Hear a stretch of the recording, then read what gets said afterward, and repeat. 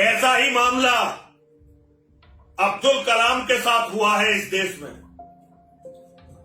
मैं जानता हूं जब मैं ये वीडियो बना रहा हूं तो बहुत सारे लोग मुझे गाली देने के लिए तैयार बैठे होंगे, क्योंकि वो अब्दुल कलाम को भगवान से कम नहीं मानते। लेकिन उन मूर्खों को ये नहीं पता, अब्दुल कलाम ने राष्ट्रपति भवन में एक सेल बनवाई थी।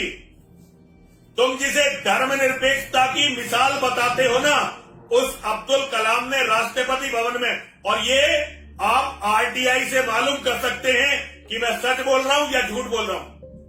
और उस सेल का काम ये था कि यदि भारत में किसी मुसलमान के साथ कोई गलत काम हो रहा है, सिस्टम से कोई गलती हो रही है, तो वो उस सेल में शिकायत करे। और अब्दुल कलाम पर्सनली उस शिकायत को देखता था। इसका एक बहुत बड़ा उदाहरण अफजल गुरु संसद पर हुए हमले का जो मुख्य षड्यंत्रकारी था, उसको जब फांसी की सजा हो गई तो वो ये नहीं चाहता था कि वो राष्ट्रपति को दया याचिका भेजे, क्योंकि उसे लगता था कि दया याचिका का कोई फायदा नहीं है। लेकिन अब्दुल कलाम ने व्यक्तिगत रूप से इंटरेस्ट लेकर अफजल गुरु की पत्नी, उसकी मां और उसके बेटे को बुलाया अपने पास। ये ऑन रिकॉर्ड है, राष्ट्रपति भवन का रिकॉर्ड है, इसे मिटाया नहीं जा सकता। इसे कोई भी हिंदू चेक कर लेगा। और इसके लिए अब्दुल कलाम ने रास्ता बनाया। एक शिकायत अब्दुल कलाम की उस सेल पर आई जो उसने मुसलमानों के लिए बनाई थी। शिकायत आने के केवल 2 दिन के अंदर अब्दुल कलाम ने अफजल गुरु की पत्नी, उसके बेटे और उसकी मां को मिलने का समय दिया। जो लोग भारत के राजनीति के सिस्टम को जानते हैं, जो भारत के गवर्नर और प्रेसिडेंट, राष्ट्रपति और राज्यपाल के प्रोटोकॉल को जानते हैं, वो ये जानते हैं कि 2 दिन में राष्ट्रपति से मिलना किसी भी तरह से संभव नहीं होता। ये तो आम व्यक्ति के लिए क्या, मंत्रियों के लिए भी संभव नहीं है। लेकिन अब्दुल कलाम के लिए अफजल गुरु के परिवार के लोग अपना ही परिवार थे, और सारे के सारे जितने भी प्रोटोकॉल हैं उन्हें तोड़कर केवल 2 दिन के अंदर अब्दुल कलाम उनके परिवार से मिला। और उसने परिवार के लोगों से कहा कि आप जाइए, ऑन रिकॉर्ड है ये बात। अब्दुल कलाम से मिलने के बाद अफजल गुरु ने, जब अफजल गुरु का परिवार अब्दुल कलाम से मिल गया तो फिर वो जेल में अफजल गुरु से मिलने गए और अफजल गुरु ने दया याचिका डाली। भारत की सबसे घटिया सरकार उस समय थी। कांग्रेस का ये यूपीए 2 शुरू हो गया था। मनमोहन सिंह भारत के प्रधानमंत्री थे, लेकिन उस समय भी गृह मंत्रालय में इतनी सोचने की शक्ति थी, वो ये समझते थे कि ये दया याचिका यदि अब्दुल कलाम के सामने गई तो अब्दुल कलाम इस दया याचिका को स्वीकार कर लेगा और फांसी नहीं होगी। तो 2 साल तक गृह मंत्रालय ने, जब तक अब्दुल कलाम रिटायर नहीं हो गया, वो दया याचिका अब्दुल कलाम के सामने जाने नहीं दी। ये आधिकारिक चीजें बता रहा हूं आपको। जब अब्दुल कलाम के पास वो दया याचिका नहीं पहुंची और रिटायरमेंट के दिन आ गए, तो अब्दुल कलाम ने पत्र लिखा गृह मंत्रालय को कि आपके पास आई हुई है अफजल गुरु की दया याचिका, आपने मुझे आज तक क्यों नहीं भेजी। ये आधिकारिक चीजें हैं, ये मनगढ़ंत नहीं हो सकती। लेकिन हिंदुओं के अंदर एक खास बात है, हिंदू ना तो खुद कुछ जानते हैं, केवल अपने नेताओं की, अपने संगठनों की बातें सुनते हैं। और उनके नेता जब कह देते हैं कि जी ये तो धर्मनिरपेक्षता का बड़ा प्रतिमान है, तो वो उस व्यक्ति को धर्मनिरपेक्षता का प्रतिमान मानते हुए बाकी सबकी बातों को रद्द कर देते हैं। इसे कहते हैं अज्ञान का अहंकार। व्यक्ति के अंदर ज्ञान का अहंकार होता है, ये तो बड़ा एक प्रकृति का नियम है। ज्ञान है तो उसका अहंकार होगा।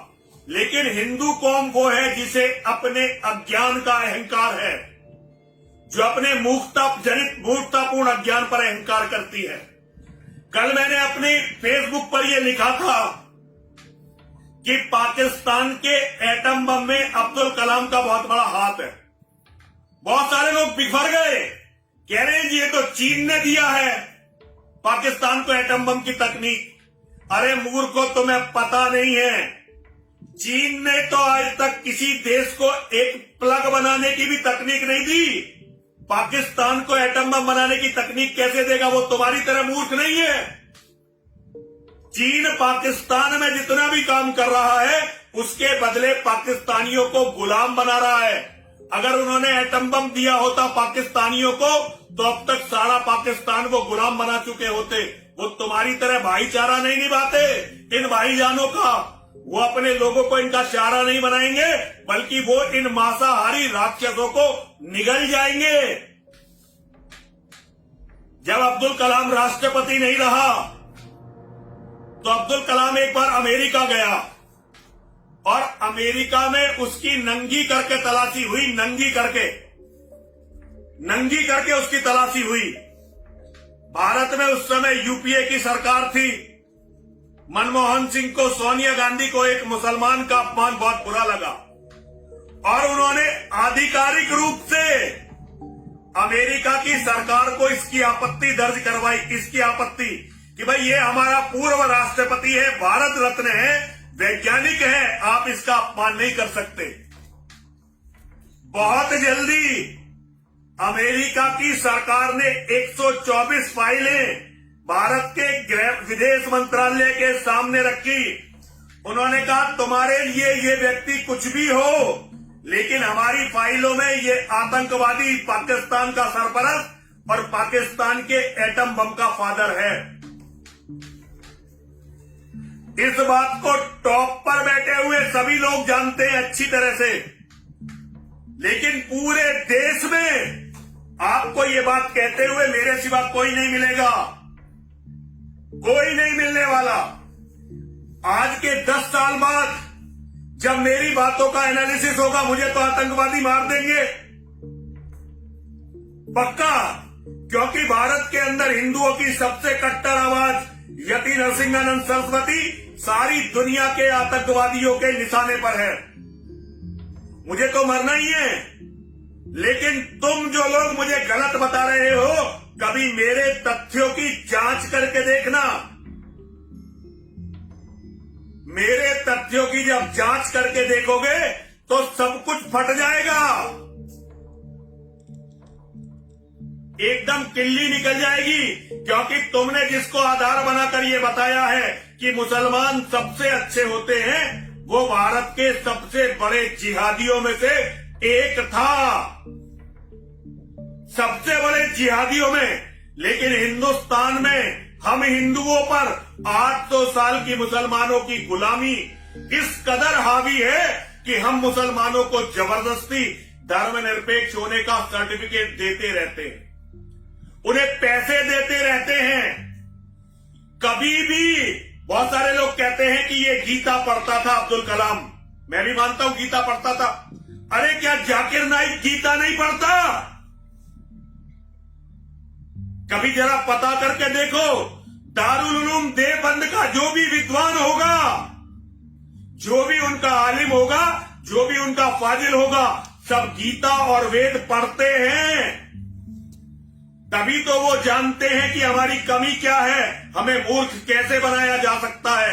यदि वो गीता और वेद ना पढ़े तो हमें मूर्ख कैसे बनाएंगे? लेकिन हिंदुओं, ना तुमने इतिहास से सीखा, ना तुमने वर्तमान से सीखा। एक छोटी सी बात बताकर अपनी बात को खत्म करूंगा। 11 सितंबर 2001 9/11 हुआ अमेरिका में। 11 सितंबर 2001। आज अभी पूरे 20 साल नहीं हुए, लेकिन एक एक बच्चा अमेरिका का इस्लाम के जिहाद के बारे में जान गया। और आज बाहर से कोई भी मुसलमान आए, इवन अगर अरब के शेख भी आएंगे तो वो निश्चित जो उनके सुरक्षा के प्रतिमान हैं उनके बिना नहीं आ सकते। एक मुसलमान, चाहे वो कितना ही बड़ा मुसलमान क्यों ना हो, अमेरिका में यदि एक मकान खरीदना चाहता है तो उसे कम से कम 100 तरह की एनओसी लेनी पड़ती है, नो ऑब्जेक्शन सर्टिफिकेट, जो उसे बड़ी मुश्किल से मिलते हैं, क्योंकि वो जीवित कौम है। और उनका राष्ट्रपति डोनाल्ड ट्रंप आतंकवाद नहीं बोलता, इस्लामिक आतंकवाद बोलता है। लेकिन भारत में एक भी माई का लाल ऐसा नेता नहीं है जो इस्लामिक आतंकवाद बोलकर दिखा दे। तुम्हारे बहुत सारे नेता हैं जिन्हें तुमने अपने सिर पर चढ़ा रखा है, लेकिन वो सभी ये कहते हैं कि आतंकवाद का कोई धर्म नहीं होता, आतंकवाद का कोई मजहब नहीं होता। अमेरिका केवल 20 साल में जान गया, बल्कि कई साल पहले ट्रंप ने अपना पहला भाषण जब दिया था तो उसने इस्लामिक आतंकवाद शब्द को यूज किया था, इस्लामिक टेररिज्म। वो केवल एक आतंकवादी हमले के बाद जान गए कि इस्लाम का जिहाद क्या है। तुम 1400 साल में नहीं जाने। तुम्हारा कोई भी आदमी 2 गीता के श्लोक बोलकर मूर्ख बना सकता है, क्योंकि तुम ना गीता को जानते हो ना कुरान को जानते हो।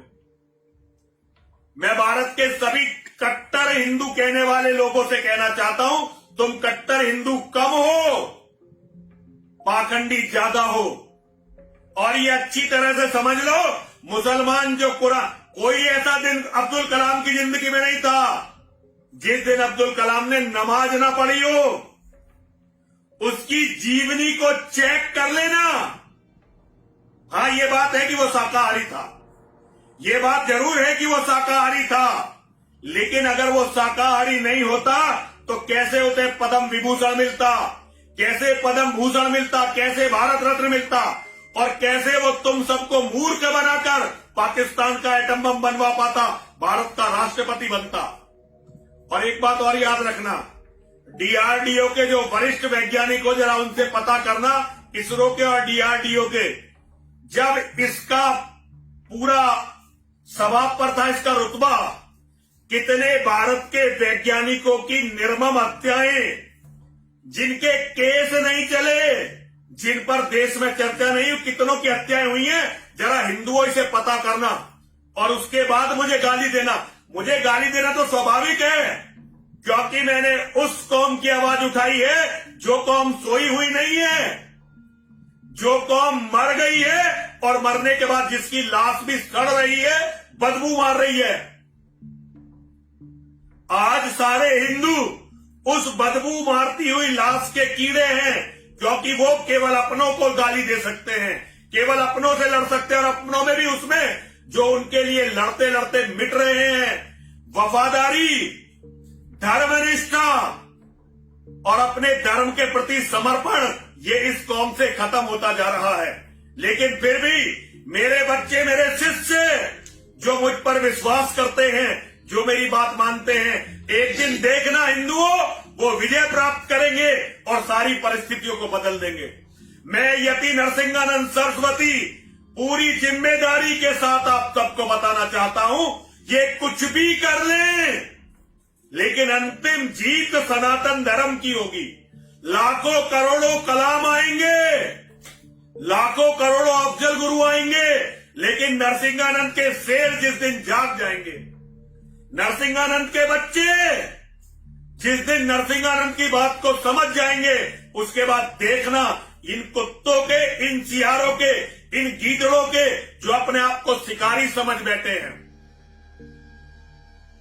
आंख दिखा, पुट्ठे चढ़ा, नाखून दिखा, पुट्ठे चढ़ा, आंखें खूब करे, जब तक सुप्त मृगेंद्र है, गीदड़ तू ही शेर। अरे मेरे शेर अभी धर्म को समझे नहीं है, और जब तक मेरे शेर धर्म को समझे नहीं है, जब तक ये गीदड़ भौंकेंगे भी आंखें भी दिखाएंगे, हमें डराएंगे भी, लेकिन जिस दिन मेरे सोए हुए शेर जाग गए और उन्होंने अपने धर्म को समझ लिया, उसके बाद पूरी धरती पर इन्हें भागने के लिए, छिपने के लिए, अपना मुंह छिपाने के लिए जगह नहीं मिलेगी। सभी बोलिए हर हर महादेव।